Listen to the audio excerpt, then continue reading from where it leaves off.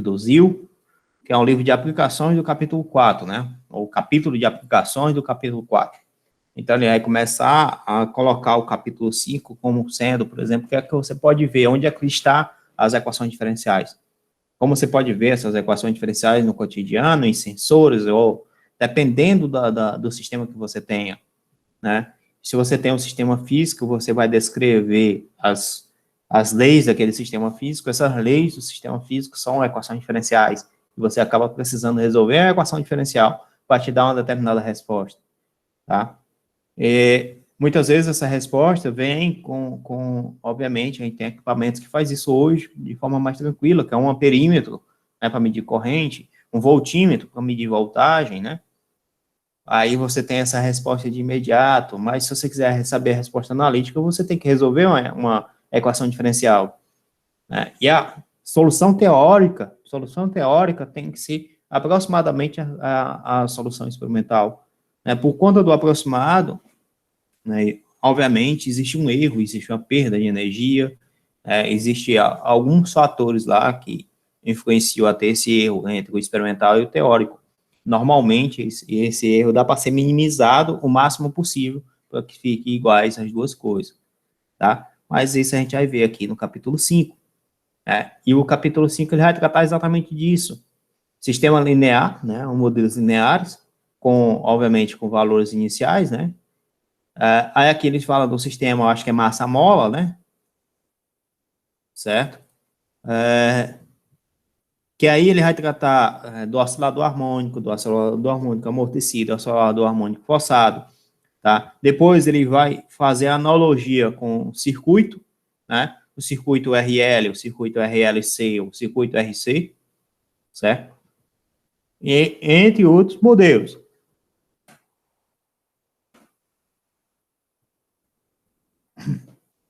Então, ele vai comentar exatamente isso.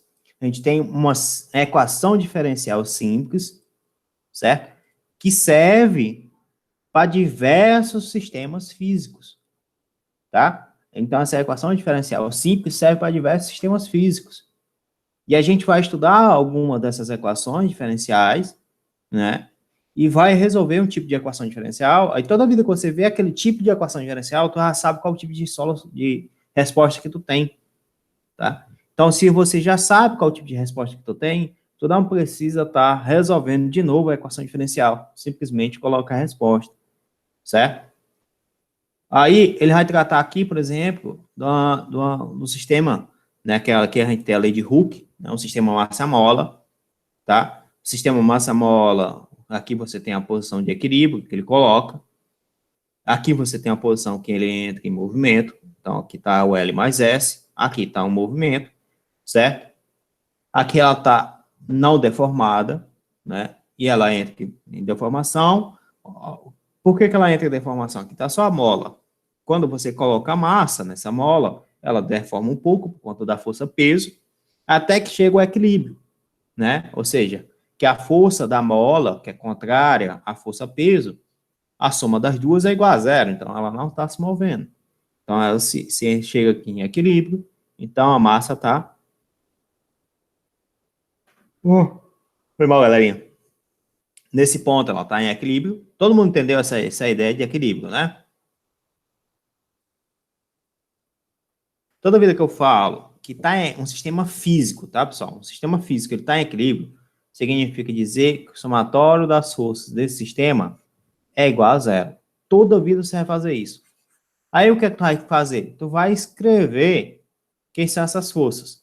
Uma das forças é a gravidade, é a força peso, né? Força associada à gravidade. A outra força está associada à força restauradora da mola, né? Ou seja, que aí tem a ver com a lei de Hooke, que ele coloca o seguinte: a lei de Hooke, né, é uma lei que, quando você estica a mola, né, a mola tenta puxar de volta.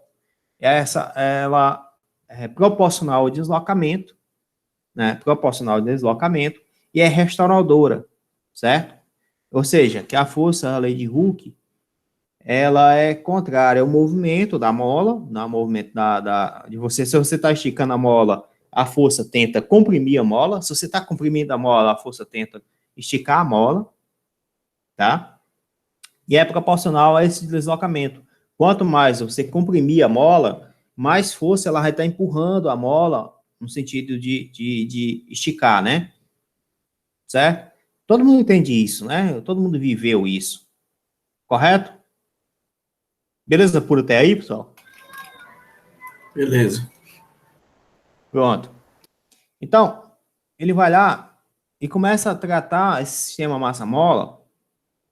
Ele trata o seguinte: olha, aqui está a posição de equilíbrio, x igual a zero, certo?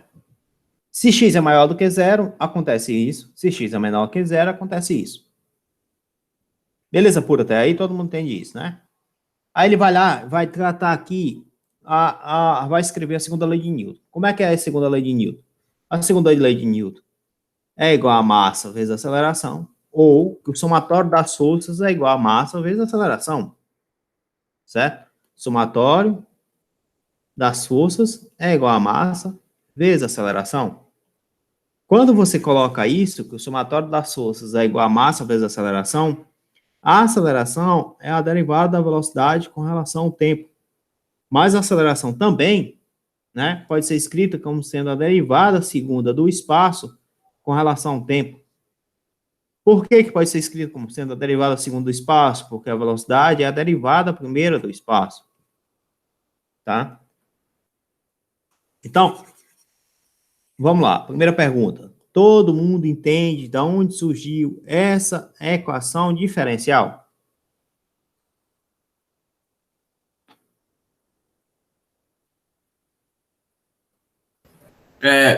Por que que o S virou um S mais X, professor? Porque o S é a posição de equilíbrio, né? Você tem aqui, ó, o S aqui é onde a massa, se você tiver só S, se você não tiver X, certo? Se você tiver só S, o que é que acontece? Você tem que KS mais MG é igual a zero, porque é a posição de equilíbrio. Beleza? Beleza. Tá? Até porque, ó, veja aqui que nós vai fazer exatamente isso, ó. KS mais MG é zero, que é a posição de equilíbrio, tá? Tem alguém entrando aqui, pessoal? Só um momento. Eita. Voltando aqui. Ou seja, a gente vai ter o seguinte. Eu vou voltar aqui para a minha expressão.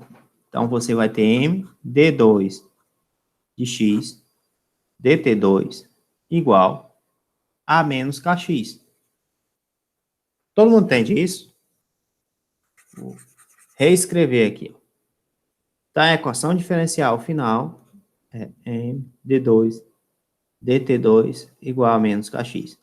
Todo mundo entende isso, pessoal? Tá claro para todo mundo de onde foi que surgiu essa equação diferencial? O K é só uma constante. K é uma constante de mola, constante elástica da mola.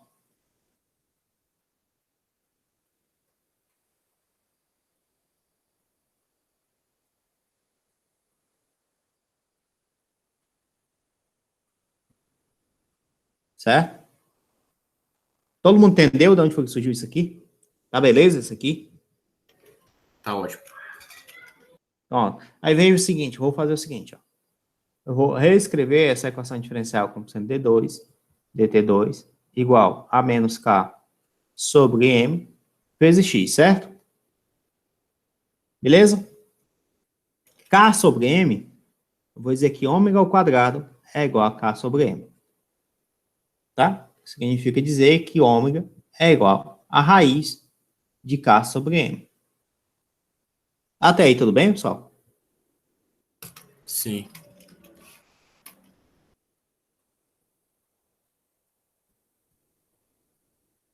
Aqui é igual, né? Igual a menos ômega ao quadrado vezes x. Aí eu pergunto a vocês, qual é a solução dessa equação diferencial? Professor, só uma pergunta. Hum, KM ali não tá a raiz, mas o senhor substitui como se estivesse, né? Não? não tá raiz, mas eu substituí aqui por ômega ao quadrado, não foi? Foi. Ah, entendi. Não faz muito sentido isso, mas tá bom. Calma, cara, relaxa, tem um sentido para tudo. Tá bom. Tá? Você poderia fazer por K e M, e no fim você encontra algo desse tipo, você vai encontrar essa raiz aqui. Né? Aí você pode chamar essa raiz dessa constante ômega, certo? Só que ela substitui direto, só porque já resolveu essa equação diferencial não sei quantas vezes. Né? Então acaba tendo como é que se diz? Um bizu, né? Vamos dizer assim. Tá? Só para você ter ideia, como é que a gente resolve essa equação diferencial aqui?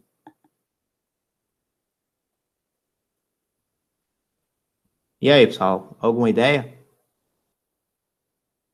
Repare que isso aqui é a mesma coisa ser D2 de x dt2 mais ômega 2 vezes x. Isso aqui é igual a zero.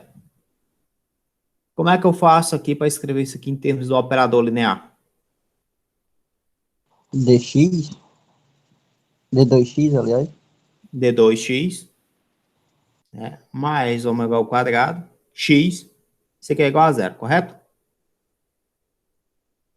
sim, Né? Ou seja, você tem D2 mais ômega ao quadrado, x, isso aqui é igual a zero. E agora, como é que eu faço aqui? Quem é a solução desse sistema? Como é que eu resolvo isso aqui? Pode utilizar o método de Cauchy-Euler? Pode utilizar o método de Cauchy-Euler, pode usar qualquer método que você queira. Mas eu acho que tem um mais fácil. Qual o mais fácil aqui? m ao quadrado mais mw ao quadrado, ômega ao quadrado, no caso. M ao quadrado mais M, ômega é igual a m, quanto? não? Não, não é o M e o ômega não, porque se fosse M aqui, você teria também uma derivada, não é? Aqui você não tem nenhuma derivada, tá vendo? Verdade, perdão. Qual seria a solução disso aqui? M seria igual a quanto? A ômega Mais menos ou ômega. menos. E ômega, não é? Sim. Quando você tem que a resposta tem esse complexo, a resposta fica o quê? Cosseno de W. Cosseno de ômega T, Isso ou isso é um ômega, né? Ah, tá bom. seno Certo. de ômega T, Uhum. certo? Você tem esse tipo de cara da solução, não é? Então, a solução é uma solução periódica, tá? É uma solução periódica.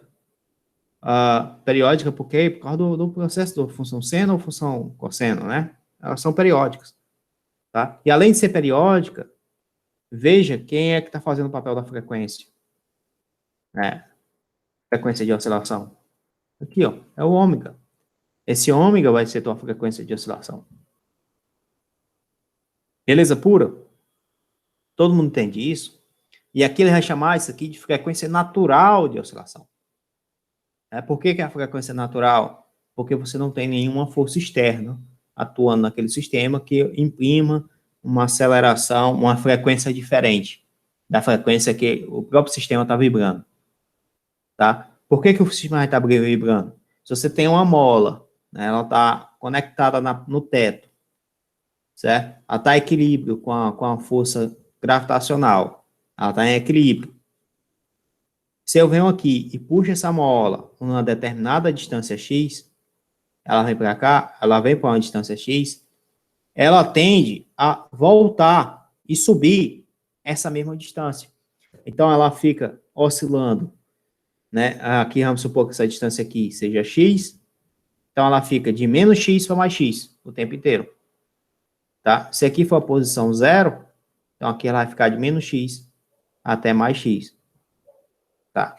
Então, você acaba vendo que quando você tem um sistema massa-mola, sem atrito, sem nada, está no vácuo, por exemplo, né, você só tem a atuação da força gravitacional. Se você puxa essa mola até aqui, esticou essa mola, de um jeito que a mola não seja deformada, né? Não seja deformada, tá? Ou seja, a mola permanece de forma completa, de forma inteira. Então, você estica, ele vem até aqui, E ele tende a voltar, porque a força que atua na mola é uma força restauradora. Então ele volta. Aí ele volta, comprime a mola. Aí ele tende de novo a voltar. Aí ele vai ficar indo e voltando, indo e voltando. É por isso que você teria aqui como solução a função cosseno, que quando você faz o gráfico dessa função cosseno, o gráfico é uma coisa que ela sobe, desce, correto? Tá? Sim. Beleza pura? Então deu para entender o sistema? Deu para entender como resolve a equação diferencial aqui, essa equação, né? Sim, senhor. E aí repara que ele chama isso aqui de movimento livre, certo? E tá aqui a solução. A solução é x1 cosseno, x de t vai ser c1 cosseno de ômega t, mais c2 seno de ômega t. Essa é a solução, tá? O período do movimento é descrito simplesmente como sendo 2π sobre ômega, onde ômega, quem é? É a frequência de oscilação. Beleza pura? Se você olhar para cá, Botelho, lá voltando aqui na página inicial, tá vendo que aqui ômega é K sobre M, né? Se você substituir esse cara aqui por K sobre M, você teria D2 mais K sobre M, né? Vezes X igual a zero. Aí você chama isso aqui K sobre ômega, né? M não, sobre ômega. Aí você chama isso aqui de M ao quadrado, aí você teria M ao quadrado mais K sobre M. Aí repare, isso igual a zero, né? Aí repare que você teria que M seria igual a mais ou menos I a raiz de K sobre M. Entendeu? Porque agora eu posso dizer que a raiz é ômega. Entendi. Pronto. Então, esse sistema, toda vida que você tiver uma equação diferencial que tenha algo, uma derivada segunda, e tenha do outro lado menos uma constante vezes a própria função, você tem uma oscilação. Tá? Então, essa equação diferencial é a cara de uma oscilação. E essa oscilação tem uma solução com esse perfil, certo? Para encontrar C1 e para encontrar C2, obviamente, você usa as condições de contorno, tá? E ele vai falar da frequência, né? Frequência do movimento, que é 1 sobre o período, ou seja, que vai ser ômega sobre 2π, como a gente já falou, né? Ômega faz o papel da frequência, só que você vai ter que dividir por 2π, só por transformação em graus por radianos, né? Se eu não me engano, né? Você tem que dividir por 2π, não é isso? É isso mesmo, Davi? É? Davi? Eita. Foi. Ele disse que sim, professor. Ah. E aqui, ó, ômega é referido como sendo a frequência natural do sistema. Guardem isso, tá? Finalmente, as condições iniciais você usa para determinar C1 e C2, né? Obviamente, você resulta numa equação, né, na solução particular do sistema, né? Ou solução, vamos dizer, solução única daquele sistema, certo? E você teria aí a equação de movimento. Ele não fez o gráfico dessa equação de movimento, né? Não, fez não. Se a gente for fazer o gráfico, você teria o gráfico da função seno ou da função cosseno, ou uma combinação da função seno com função cosseno, que também é periódico. Tranquilo, pessoal? Professor, o senhor pode só voltar ali em cima para me explicar um negócio de novo? Posso, meu filho? Qual parte? O senhor falou assim, ó, sempre que tiver isso aqui igual isso aqui, a gente tem a fórmula do... Ali na primeira página mesmo. Tá aqui, ó. Sempre que você tiver uma derivada segunda, tá? De alguma coisa. Vou dizer que isso aqui é até y, vou até botar diferente. D2 de y, dx2. Isso aqui é igual a menos uma constante, certo? Vezes a própria função y. Sempre que você tiver isso, você pode escrever direto.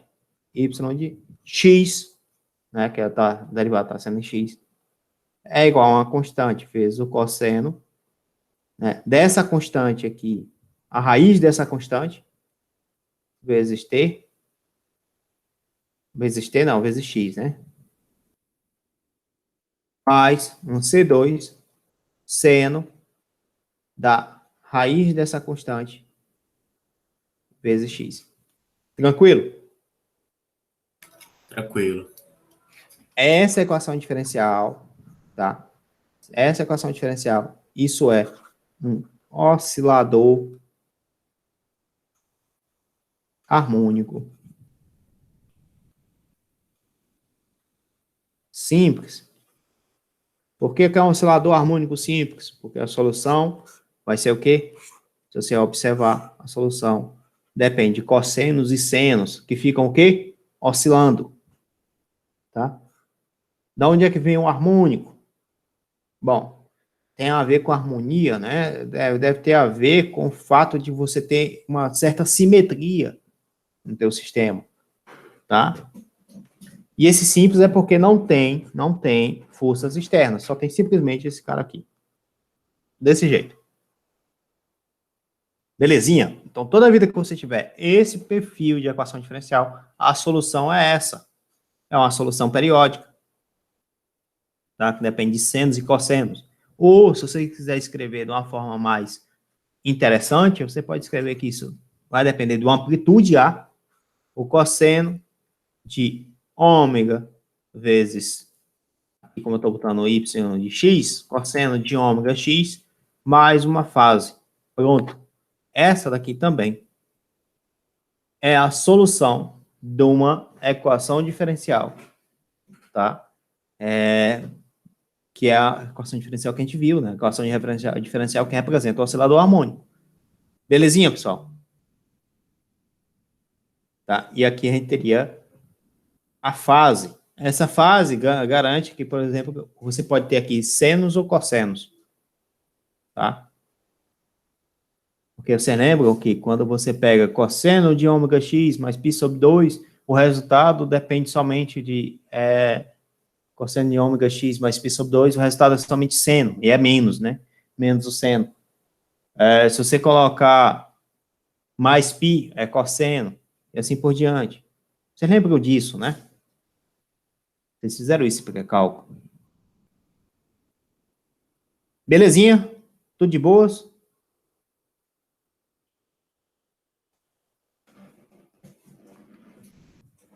E aí, galera, tudo de boas? Tudo de boas. Pronto, aqui ele deu um exemplo, certo? De uma equação diferencial, já que ele já deu com números, ele falou o número da constante, certo? E falou os valores iniciais, ó. Não sei se vocês percebem aqui, ó. Tá? Então, a constante aqui é 1 sobre 16, a constante que eu falo, a massa, certo? A massa é 1 sobre 16, e cadê a outra? A constante de mole é 4. Então, você teria aqui, vamos resolver essa equação diferencial, você teria 1 sobre 16 d2 de x dt2, né, igual a menos 4x. É fácil entender logo de cara que isso aqui, você vai ter, então, d2 de x dt2 mais 64x igual a zero, tá? Lembrando de novo, toda vez que você tem essa equação diferencial, o que é que você diz? Você diz que x de t é igual a uma C1 cosseno da raiz dessa constante, né? Quanto é a raiz dessa constante? É 8, não é isso? Né? A raiz de 64 é 8, né? Sim. Tá? Então, você tem aqui que x de t é igual a isso. Aí, vamos lá, para determinar C1 e C2, você vem aqui e substitui. Quanto é x de 0? Olha lá. Ele diz, x de 0 é igual a 2 terços. Beleza. X de 0 é 2 terços. Então, C1 cosseno de 8 vezes 0, mais C2 seno de 8 vezes 0. Isso aqui é 2 terços. Isso aqui é C1. Isso aqui é C2 vezes 0. Todo mundo entende isso? De boas? Sim, sim. Sim, né? Porque 8 vezes 0 é 0, cosseno de 0 é 1, né? 8 vezes 0 é 0, seno de 0 é 0. Então, esse cara aqui vai para 1 e esse cara aqui vai para 0, tá? Então, é fácil entender que daqui você tira que C1 é igual a 2/3. Se você derivar aquela função, fizer a derivada primeira daquela função, tá? Você vai ter menos 8C1 seno de 8t mais 8C2 cosseno de 8t. Todo mundo entende isso, pessoal? Tá de boas? Sim. Se você substituir por zero, né, que é o x' de zero, certo? X' de zero é igual a 4, menos 4/3.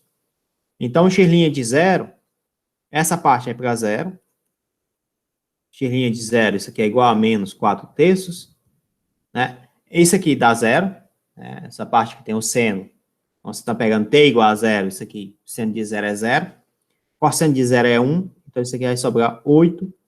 C2, daqui você tira que C2 é igual a menos 1/6. Todo mundo entendeu? Sim. Pronto. Quando você faz isso, você substitui aqui, ó, o C1 e você substitui o C2, que a gente já encontrou, tá?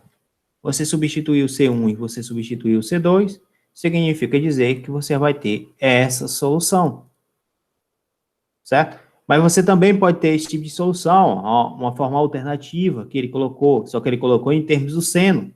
Você poderia ter também aqui em termos do cosseno, não teria problema nenhum, tá? Então, isso aqui é uma forma alternativa de colocar essa solução. Beleza pura? Aí, repara o que é que acontece. Ó. Isso aqui é interessantíssimo, né? Se você vem aqui expandir o x para positivo, ele volta, passa pelo zero e sobe para o x negativo. Certo? Depois, ele volta, passa no zero, desce no x positivo, assim vai sucessivamente. Tranquilo? Professor, Hum. como isso é no vácuo, então a mola nunca vai voltar permanentemente ao estado original dela? Não. Nunca vai ficar na posição de equilíbrio físico, física, não. Né? Tem até um negócio interessante aqui, que é em relação à energia potencial, certo? Energia potencial e energia cinética. A energia cinética tem a ver com movimento. Então, aonde é que a mola está mais rápido? Qual ponto a mola está mais rápido? Então, aquele ponto que a mola estiver mais rápido, né, no sentido de estar mais, da partícula estar passando mais rápido, é onde você tem maior energia cinética. O ponto onde a mola está mais esticada ou menos esticada, você tem energia potencial, tá? Então, ela está mais esticada aqui, ó, no ponto de mínimo, né? Aqui você só tem energia potencial e a partícula para nesse instante, certo? Ela para nesse instante e troca a velocidade sai de positiva para negativa ou de negativa para positiva, certo? E quando isso acontece, essa troca de velocidade, a velocidade tem que passar pelo zero, ou seja, a velocidade é zero. Então, a energia cinética é zero nessa posição de mínimo ou máximo, tá? A energia cinética é zero aqui, aqui, aqui. Toda posição de mínimo e de máximo, a energia cinética é zero. E toda vida que você passa pelo centro, você está passando em x igual a zero. X igual a zero significa dizer que a mola não foi comprimida, né? Ou esticada. Então, a energia potencial é nula, mas a energia cinética é máxima. Então, nesse sistema aqui, se você for analisar em termos da energia, né, a energia do sistema, você vai estar analisando o seguinte, que há uma transformação de energia cinética para energia potencial em todo o período, e quando você soma as duas, o resultado é uma constante, certo? Então, a energia do sistema, ela é conservada. É bem interessante essa discussão física desse sistema. Discussão física. Não tem nada a ver com a EDO, mas você tem uma discussão física muito, muito interessante aqui. Belezinha, pessoal? Dá para entender isso? Tá de boas?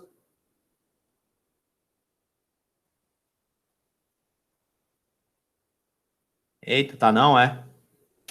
Essa parte física a gente deixa pra lá, a gente foca só no EDO. Certo. Semestre que vem eu cobro essa parte de vocês.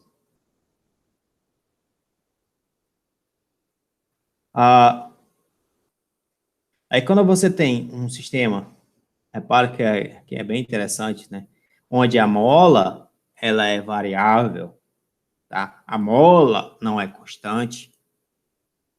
Repare que a mola não é a constante. A constante mola agora não é constante. E quando isso acontece, você tem uma equação diferencial chamada a Airy equation, né? Eu não sei, a equação diferencial de Airy, certo? Ou seja, que você tem essa equação diferencial aqui. Só que a mola não é constante. Como é que você resolve o sistema? Certo? Aí ele vai deixar isso, vai ser resolvido no método, lá no capítulo 6, certo? Onde você vai pegar uma forma de você olhar para o sistema massa-mola e ver, olha, se a mola não for constante, né? Se a constante de mola não for constante, se a constante de mola ela for perdendo o seu poder ao longo do tempo, por exemplo, né? Isso é interessante, porque é algo real, né? A constante de mola não vai ter sempre esse mesmo valor, né, ao longo do tempo, certo? Então, ao longo do tempo, essa mola ela vai degradando de alguma forma, ela vai perdendo essa sua elasticidade, devido ao material também, né? Tudo mais. Então, pode acontecer do seguinte: se ela vai perdendo, então como é que a gente cria um modelo para poder resolver esse sistema? Deixar o sistema mais real, né? Aí acontece isso aqui, certo? A gente vai ter essa equação diferencial e resolver lá no método do capítulo 6. A gente vai perceber que a gente vai resolver por métodos sérios, né? Um dos métodos que dá para resolver. Belezinha, pessoal? Aí, a concepção, né, de harmônico, né, movimento harmônico livre ou movimento harmônico simples, né, é não realista. Né? Realmente, a concepção é não realista.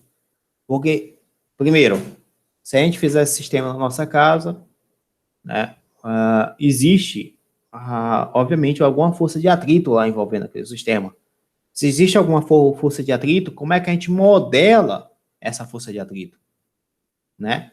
Aí repare que ele supôs o seguinte, vamos supor que agora você tenha o sistema massa-mola e você tem aqui, como se você tivesse esse sistema massa-mola dentro da água ou empurrando um embolo, né? Empurrando um objeto que está fixo nas paredes e consegue movimentar, né? Então, você teria aqui como se fosse como é o nome disso, macho? Macaco hidráulico, né? Certo? Então, como é que a gente modela essa equação diferencial? Tá? Aí ele vai tentar escrever a equação de movimento, né? E quando ele escreve a equação de movimento, aqui tem massa vezes aceleração, aqui tem, obviamente, K vezes X, menos K vezes X, porque a força é restauradora do sistema. E aqui está outro negócio interessante, que é a resistência. E essa resistência ela é proporcional à velocidade, ou seja, você tem que ela é proporcional à derivada de x com relação a t, tá?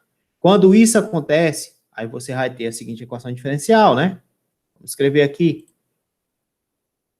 Então, você vai ter m d2 de x dt2 igual a menos kx menos um beta dx dt. K e beta são constantes. K é uma constante de mola, beta é a constante, vamos dizer, é uma constante referente à força de atrito, tá? De qual é essa força de atrito? Tranquilo? Aí veja o seguinte, ó, veja agora que essa força de atrito, fisicamente pensando, se você tem uma força de atrito, tá? Significa dizer que um momento esse objeto vai parar. Antes, a gente determinou que era uma oscilação livre de forças externas, e essa oscilação começava lá no tempo zero e até o tempo infinito. Você não tinha perda de energia, tá? A energia do sistema era conservada e você tinha lá sempre isso acontecendo. Aqui, a gente tem um atrito. Se a gente tem um atrito, o que é que você espera na sua solução? Que ela volte ao lugar dela. Que em algum momento, x de t seja igual a zero, não é? Em algum momento isso tem que acontecer. Então, ele começa a descrever essa equação diferencial. Coloca primeiro d2 de x dt2 mais beta sobre m dx dt mais k sobre m vezes x, isso aqui é igual a zero. Primeiro ele coloca isso. Aí repara o seguinte, ó. Certo? Ele vai chamar ômega ao quadrado de k sobre m, raiz de k sobre m, certo? A raiz de k sobre m é ômega, né? Então ele vai chamar ômega ao quadrado de k sobre m, exatamente igual ao que a gente fez anteriormente, porque a raiz disso aqui é a frequência natural do teu sistema. Então, raiz de k sobre m, isso aqui é igual a ômega, que é a frequência natural do teu sistema, certo? Isso aqui ele vai chamar de 2 de beta sobre m, isso aqui ele vai chamar de 2 lambda, né? 2 lambda, certo? Quem é esse 2 lambda? Bom, por enquanto eu não sei não. Certo? Vamos colocar aqui, vamos ver o que é que acontece. Então, você vai ter d2 de x, dt2, mais 2 lambda, dx dt, mais ômega ao quadrado vezes x.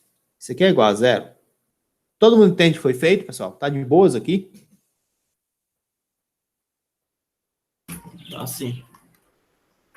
Então, se eu colocar isso aqui em termos do operador, todo mundo entende que você vai ter d2 mais 2 lambda d mais ômega ao quadrado vezes x igual a zero. Todo mundo entende isso?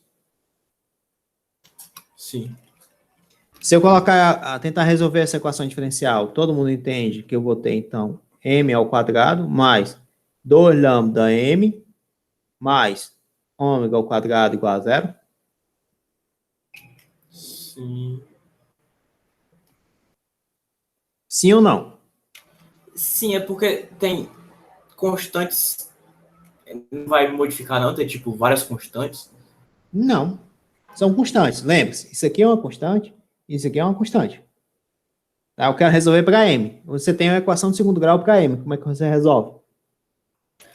Pode fazer o método do Bhaskara, assim, não é não? Corretíssimo. Tá? Então, é menos b, mais ou menos a raiz quadrada de b ao quadrado, menos 4 vezes o valor do a, que é 1, vezes o valor do c. Dividido por 2 vezes o valor do a, não é isso? Tranquilo até aí?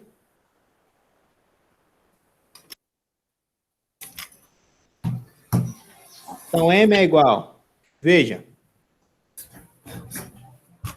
menos 2 lambda, mais ou menos 2 vezes a raiz de lambda ao quadrado menos ômega ao quadrado, dividido por 2, correto?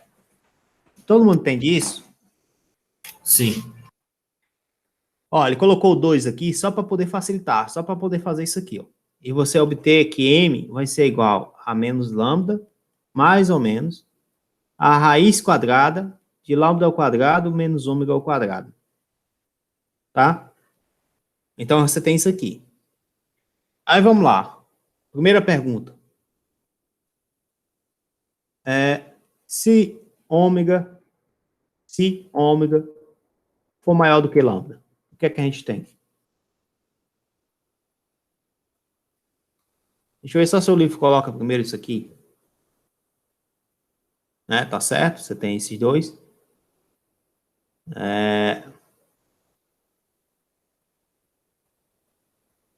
Tá, se é maior do que zero, né? Então, se essa primeira parte aqui for maior do que zero, né? Se essa primeira parte aqui for maior do que zero, primeira parte, que está dentro da raiz, for maior do que zero. Você tem ali, ó, ômega ao quadrado, lambda ao quadrado menos ômega ao quadrado maior do que zero. O que é que significa dizer isso? Duas raízes diferentes. Duas raízes diferentes, tá? E reais. Aqui, e reais, né? Ou seja, você vai ter que m é igual a menos lambda mais a raiz de lambda ao quadrado menos ômega ao quadrado, tá? Você vai ter que m é igual a menos lambda menos a raiz de lambda ao quadrado menos ômega ao quadrado, tá? Quando você tem m assim, você está dizendo que a solução era igual a m vezes t, não é assim que você tinha? Né? Então, x é igual a e elevado a menos lambda, mais a raiz de lambda ao quadrado menos ômega ao quadrado, ou que x vai ser igual a e elevado a menos lambda, menos a raiz de lambda ao quadrado menos ômega ao quadrado, de uma forma mais generalizada, x de t vai ser igual a uma constante a e elevado a menos lambda mais a raiz de lambda ao quadrado menos ômega ao quadrado. Ah, faltou o t, né? Faltou o t. Mais uma constante b é elevado a menos lambda menos a raiz de lambda ao quadrado menos ômega ao quadrado. É isso aqui vezes t, certo? Se você observar, né, isso aqui é a mesma coisa, ser e elevado a menos lambda t, que multiplica a e elevado a raiz de lambda ao quadrado menos ômega ao quadrado vezes t, mais b é elevado a menos a raiz de lambda ao quadrado menos ômega ao quadrado, né, vezes t. Fechou aqui? Todo mundo entende isso aqui, pessoal? Tá de boas isso aqui? Tá. Sim. Esse termo aqui, Pedro Botelho, na minha solução, o que é que acontece? Qual a influência dele? Ele é uma função exponencial, né? É uma função exponencial. Mas ele está crescendo ou está decrescendo? Tá decrescendo. A função, obviamente, é crescente, né? Mas o x, ele é negativo. O bicho é negativo, né? O expoente. O expoente é negativo. A função vocês têm que lembrar lá daquela história lá do que é que seria crescente e o que é que seria decrescente, né? A função para ser decrescente, o que é que você tem que dizer? Que o x de 1 é menor do que o x de... Como é que é, macho? X do x, se x1 é menor, você tem a condição de x1 e x2, sendo x2 maior do que x1, né? Então, o x de x2 tem que ser menor do que o x de x1 para a função ser decrescente, não é assim?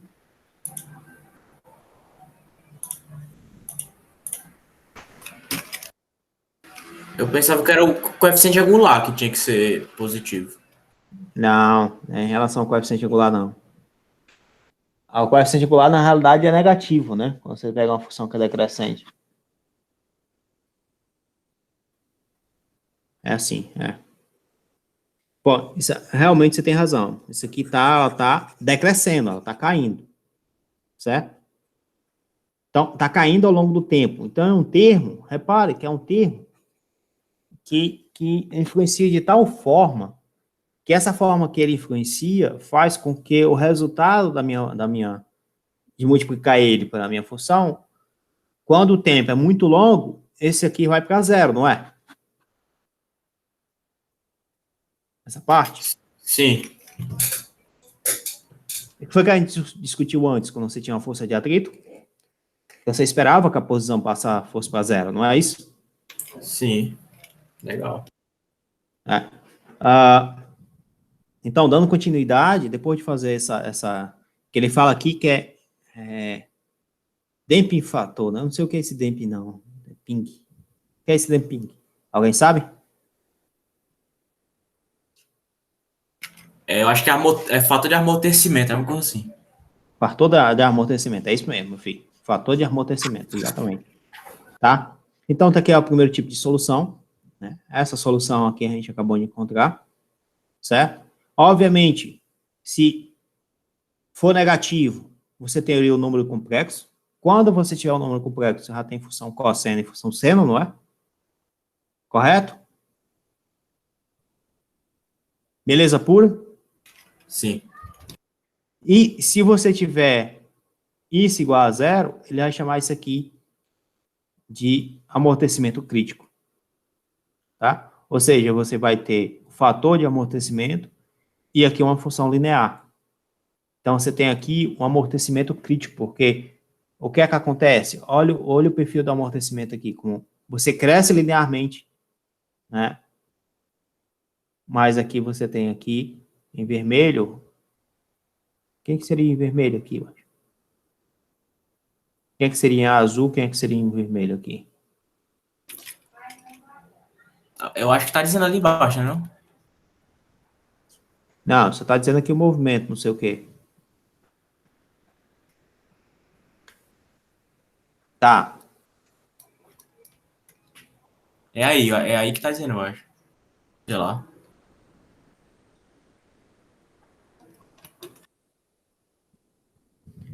Não tá dizendo não, cara. Quem é o vermelho, quem é o azul, não. Mas Porque, você ó, tem o...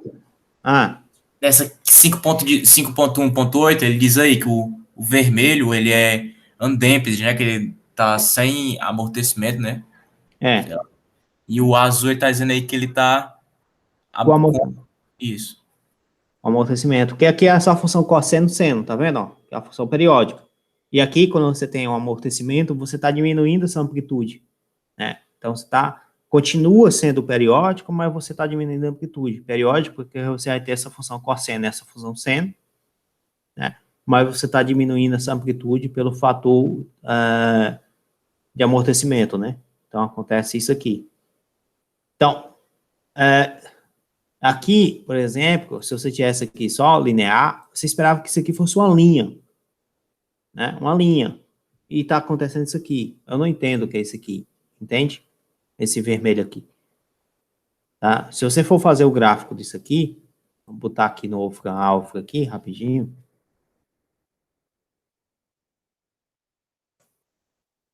Wolfram Alpha, vamos botar aqui.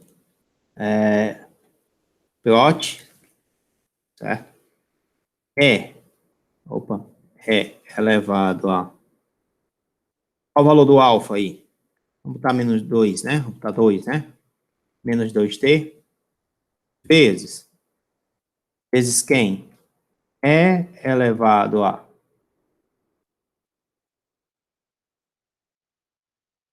elevado a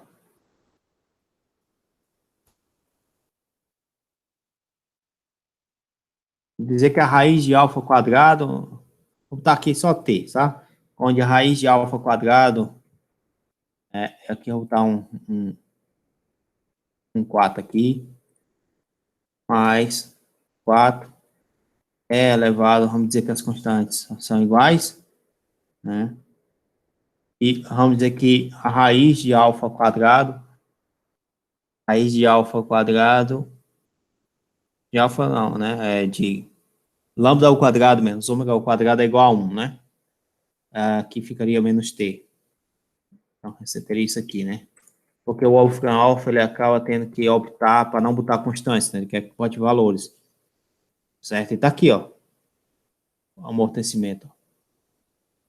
Para que acontece isso aqui. Exatamente isso aqui. Tá? Se eu aumentar isso aqui, botar aqui 20, aqui 20, botar aqui 4, 4t, aqui 4t, aqui ficaria menos 4t. Ó, novamente acontece isso aqui. Beleza pura, pessoal? Dá para entender isso? O amortecimento é tão... Vamos colocar isso aqui, vamos deixar isso aqui só com T, para ver. Eita, vai acontecendo isso aqui. Por conta desse cara aqui. Ele tem um amortecimento crítico. Chega um momento que acontece isso aqui. Mas eu não estou olhando, né, porra, vou botar 20 aqui. mais 4t. Eu estava olhando o linear, né? Ó, o linear acontece isso aqui.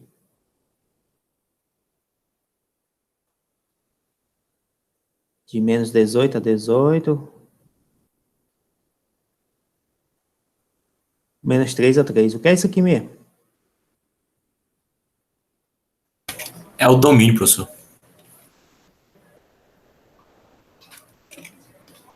Ah, tá.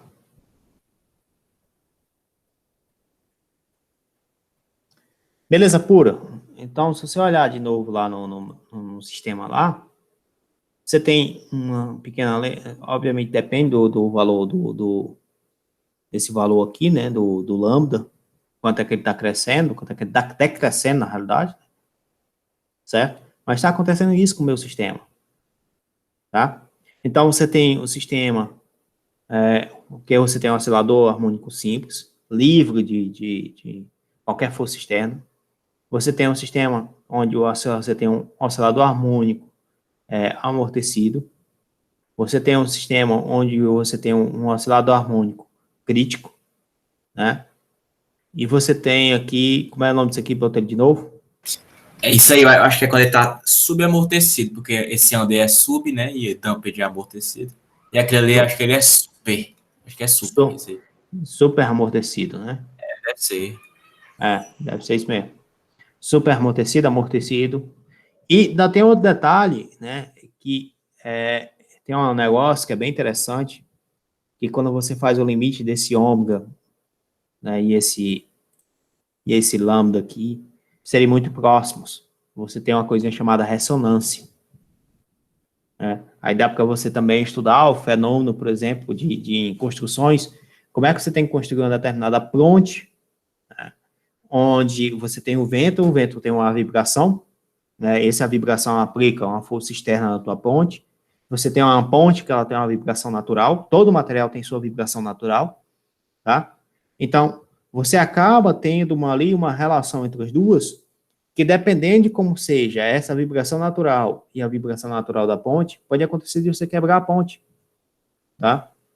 É a mesma história do vidro, você lembra lá que tinha um programa na Eliana, que alguém lá quebrar o vidro, cantar para quebrar o vidro, né? E para cantar, para quebrar o vidro, você tinha que cantar próximo à vibração do material, tá? Ou seja, usar um fenômeno de ressonância. Tá? E esse fenômeno de ressonância é explicado exatamente pela equação diferencial. Tá? A equação diferencial, entendendo aqui, por exemplo, o oscilador harmônico.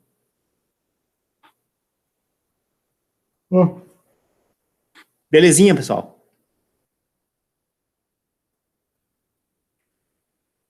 Aí, se eu tiver, então, uma equação diferencial desse tipo, como é que eu resolvo?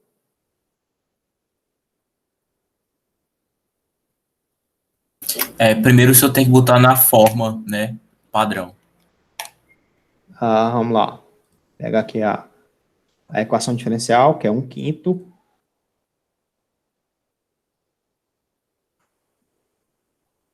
d2 de x dt2 mais 1,2 dx dt, 1,2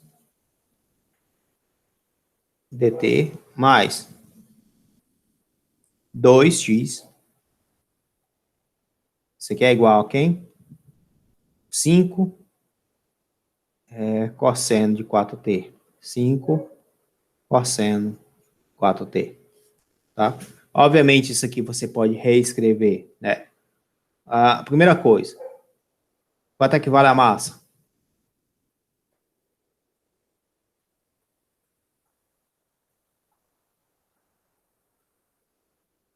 Qual dessas constantes aí é a massa, pessoal? 1,5. 1,5 ou 1/5? É um quinto, perdão. O beta é 1,2 e o K é igual a 2, correto? Aham. Se eu for reescrever isso aqui, você vai obter o seguinte, ó, d2 de x dt2 mais 6, né, dx dt, mais 10 x, isso aqui é igual a 25 cosseno de 4t. É fácil entender que lambda é igual a 3, né? E que o K não, o ômega é igual a raiz de 10.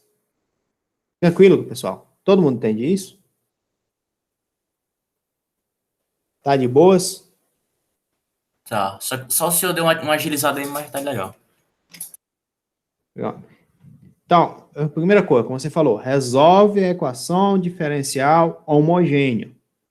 Ou seja, você vai ter D2, escreve a equação diferencial homogênea e resolve a equação diferencial homogênea. Tá, eu poderia fazer isso? Poderia, né? Aí encontraria a solução complementar. Ou eu poderia simplesmente fazer outra coisa. Escrever isso aqui em termos do operador. D2 mais 6D mais 10 vezes x. Isso aqui é igual a 25 cosseno de 4t. Certo? Qual a operação que eu aplico para poder cancelar essa parte aqui? Hein? Alguém lembra? O senhor quer a forma ou quer o já formado? Eu quero formato. D ao quadrado Ah, menos 2 alfa, 2D alfa, menos 2D alfa. Não é D ao quadrado menos 4, não? Uma coisa assim? vamos Isso ver. aí você já tá a forma já. Vamos lá. Formato. Se a gente aplicar aqui, ficaria quanto? A derivada segunda desse cara é 16, tá? Que é ao quadrado. É beta ao quadrado. Ó, repara que você vai ter o seguinte, ó. Derivada primeira é 4 vezes o seno. Derivada segunda, menos 4 vezes o seno, né? A derivada segunda, você estaria derivando o seno. Então, ficaria 4 vezes o cosseno. Certo?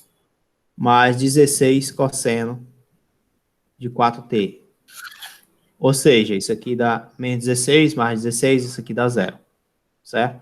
Então, para mim aplicar esse operador aqui, eu preciso aplicar simplesmente d ao quadrado mais 16. Quando você tem cosseno, você coloca d ao quadrado mais esse termo aqui ao quadrado, né? Então, você teria aqui d ao quadrado mais 16, aplicado em d ao quadrado mais 6d mais 10, x, isso aqui é igual a zero. Todo mundo entende isso? Tá de boas?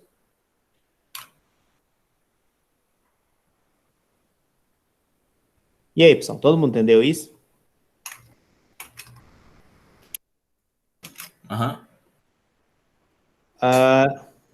É fácil entender que você vai ter aqui uma equação diferencial onde você vai ter m mais 16 vezes m ao quadrado mais 6m mais 10. Isso aqui é igual a zero. A solução dessa é a solução complementar, a solução dessa é a solução particular. Né? Então, m ao quadrado mais 16 é igual a zero. Você tem como solução que m é igual a mais ou menos 4i vezes 4, né? E você tem m ao quadrado mais 6d mais 6d não, mais 6m mais 10 igual a zero. Isso aqui significa dizer que m é igual a menos 6 mais ou menos a raiz quadrada de 36 menos 4 vezes 10, né, dividido por 2. Dividido por 2. Isso aqui vai ser m. Aqui vai dar menos 3. Aqui vai dar 40. 36 menos 40 dá menos 4. Então, isso aqui dá 4i. Né? 4i não, 2i, né? Porque menos 4, 2i é. Então, isso aqui dá menos 3, mais ou menos i. Todo mundo entendeu isso? Tá de boas? Sim. Tá? Então, como solução, você vai ter aqui um M1 igual a menos 3 mais I, um M2 igual a menos 3 menos I. Você vai ter um M3, que é a solução da equação particular, né? Você vai ter 4i e você vai ter menos 4i. Belezinha, pessoal, até aí? Tudo de boas? Tá? Então, x de t vai ser igual a C1 é elevado ao M1, né? Que seria quanto, hein? Quanto é M1? Vou voltar aqui. Menos 3 mais I, certo? Menos 3 mais I. Isso vezes T. Mais o C2 é elevado a M2, que é M3 menos 3 menos I, vezes T. Mais um C3, aí vem a outra solução, né? Que é elevado a menos 4, a 4i, mais um C4 é elevado a menos 4i, né? Isso aqui vezes T, isso aqui vezes T. Ou seja, você vai ter que x de T, eu vou fazer logo direto aqui, tá, pessoal? É elevado a menos 3t, que multiplica um C1 cosseno de T, mais um C2 seno de T, né? Mais um C3 cosseno de 4t, mais um C4 seno de 4t, tá? Belezinha, pessoal? Todo mundo entendeu isso? Tá tranquilo? Tranquilo. Pronto. Então, a gente encontrou a solução dessa equação diferencial, como ele mostra aqui, né, ó. Certo? Aí falta encontrar uma outra coisa que são as constantes. Isso aqui você encontra através das condições de contorno. Eu não vou fazer isso, tá? Depois vocês fazem isso aí. Ok?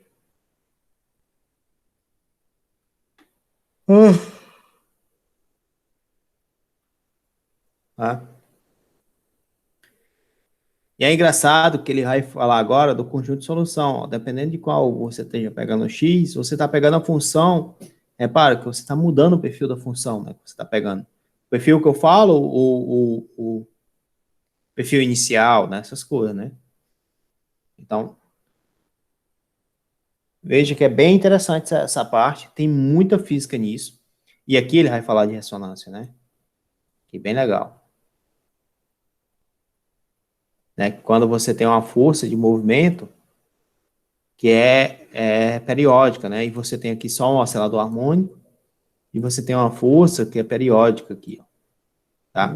E quando essa força é periódica, ou seja, você está aplicando uma força que ela tem uma vibração. E você vai resolver esse sistema, você acaba chegando a uma solução que depende de tanto de ômega como desse gama aqui que ele chamou aqui, né? Aí você entra no fenômeno chamado de ressonância, tá? Essa parte eu vou deixar para explicar na próxima aula, né? São 5 horas já, e a gente já está acabando o capítulo 5 já, né? Capítulo 5, pelo menos até a parte, o 5.1, certo? Que vai ter só mais circuitos, e depois disso acaba o 5.1, ele vai passar alguns exemplos também legais, né? Tá passando aqui um exemplo de você colocar mais de uma mola, como é o nome? Associação de molas, né? Você resolver a equação diferencial com associação de molas, então você vai ter um sistema de equações diferenciais. É bem interessante isso. Aqui você vai ter ressonância, né? E aqui você vai ter circuitos, né? Vários exercícios de circuitos. Aqui ele vai falar um pouco, aqui ele está falando um pouco de que parece que ele está falando como se você tivesse uma placa, né? E você está fazendo a defecção dessa placa, o que é que acontece com ela, né? Então você acaba tendo também uma equação diferencial. Se você pega uma placa, né, de metal e aquece a ponta dessa placa, como é que ocorre, por exemplo, a transmissão de calor? Isso também é uma equação diferencial, né? Aí você acaba resolvendo essa equação diferencial também. Aqui é mais bonito o negócio. Isso não é a parte de contração e dilatação do material, não, professor? Aqui ele está falando de temperatura, ó. Provavelmente você tem aqui a temperatura. tá? Ou não. Não, tensão. Aqui é tensão. Tensão numa corda, né? É bem que esse cara ele tá falando aqui, né? Anteriormente, o que é isso aqui? Booklink.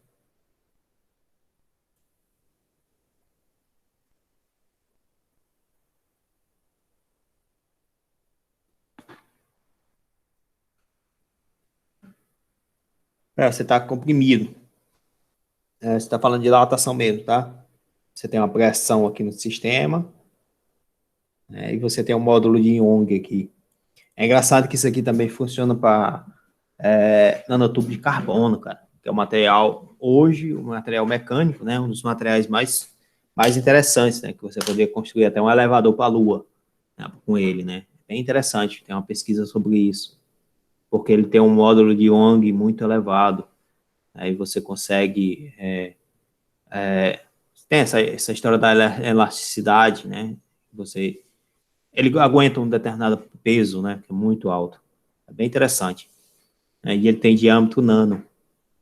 O difícil é conseguir construir tudo isso para poder chegar até a Lua, né? Você teria ele em um cabo ali que consiga arrastar você para lá. É bem interessante isso.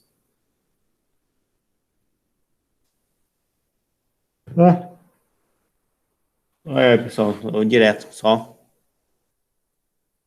E aqui você tem modelos não lineares. Deixa eu ver aqui de novo, cara. Modelos não lineares. Aqui você vai ter o pêndulo. Né? Depois de você ter o pêndulo, você vai ter aqui uma equação que é como se fosse cálculo variacional, né? É um complemento de arco aqui que você tem. Aí você transforma isso como se fosse uma mínima força. É bem interessante aqui esses sistemas aqui. Tá? A gente vai ver isso nos próximos capítulos. Tá? Pelo menos uma pincelada. Deixa eu voltar aqui para a chamada aqui com vocês aqui. Bom, pessoal, ficou alguma dúvida? Capítulo. Não. Não. É porque o capítulo é pequeno? Isso aqui era outra coisa. Ficou alguma dúvida, galera? Vai pergunte, Pedro. Nos gráficos? Quais gráficos? Da mola? Tudo bem. Qual gráfico especificamente?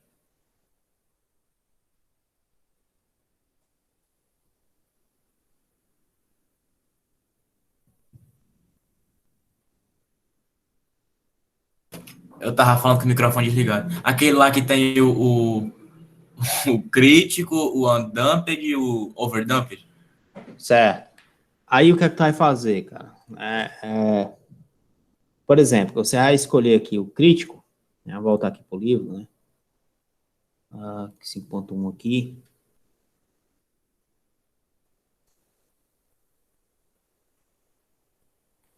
Crítico. Vamos pegar a equação que a gente calculou, né? Obviamente. Não, a gente tá passando aqui demais, tá? Dei aqui o crítico aqui.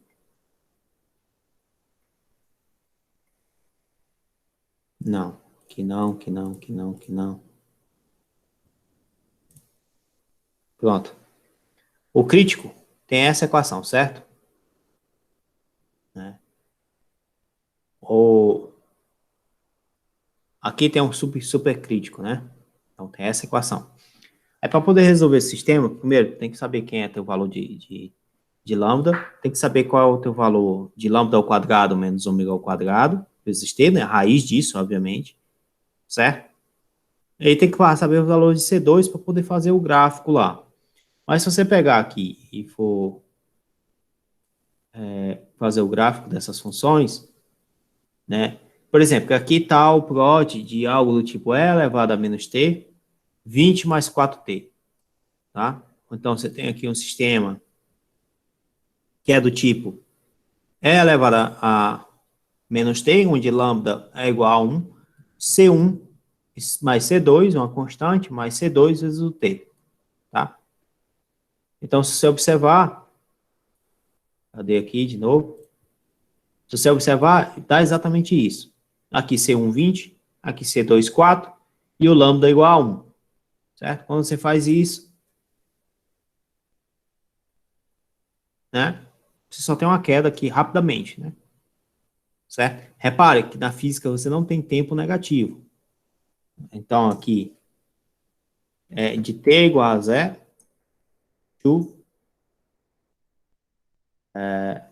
t igual a, vamos botar 10 aqui, por exemplo, né? Então, acontece isso aqui, ó, tá vendo? Ó, rapidamente ele vai para 0. Beleza pura?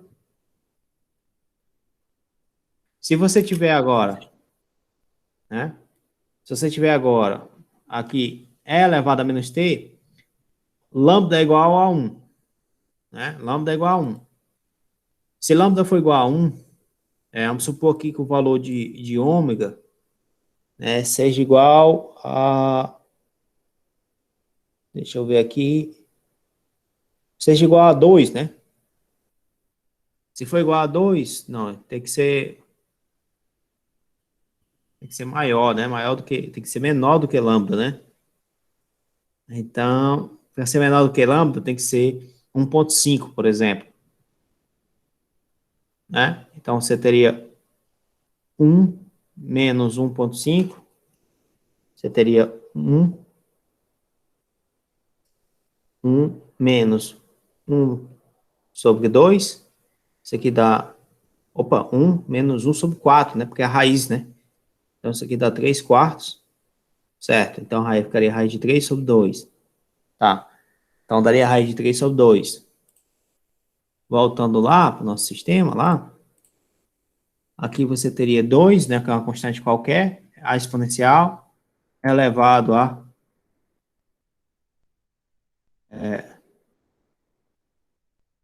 raiz de 3 sobre 2 dá 0,85 vezes t, né? Aqui tem uma constante aqui, dá para a gente deixar essa constante aí, não tem problema nenhum. Mais 4 vezes E elevado a exatamente isso. De t variando de 0 até 10 aqui, que eu botei, não foi? A gente pode botar isso aqui até 100 também, não teria problema nenhum, não. Se a gente botar isso aqui até 100...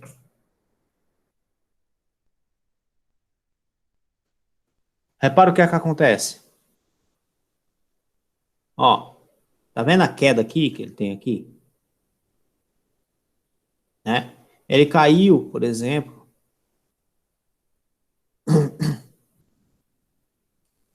aqui não dá para ver aqui, eu vou botar aqui só 5 aqui, só para poder ver o inicial. Ver o inicial. Ó, quando o t for 1, todo mundo entende que quando o t for 0, isso aqui dá 4, mais 2, 6. Então, começa lá em 6, certo? Ele começa em 6, né?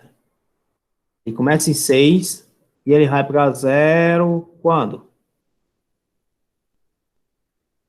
Né? Quando o t vai aproximar um pouco mais depois de 40. Mas repara que aqui você tem 0,1, 0,2, né? Então tem 0 ponto alguma coisa. Se aqui você botar 20, por exemplo, então a queda dele, ó, vai para 0 ponto alguma coisa, né? Ó, ele está em 5 segundos, mais ou menos. Então, em 5 segundos, mais ou menos, já está em 1. Ele caiu de 6 para 1 em 5 segundos. Né? A queda dele é muito rápida. Beleza, Botelho? Dá para entender isso? Tá de boas? Dá. É porque, tipo, isso é como se ela já tivesse desgastado, né? É como se você aumentasse o desgaste. Tá? É como se você aumentasse o desgaste. Então, quanto maior for o lambda, né, esse lambda aqui, porque esse lambda depende de quem?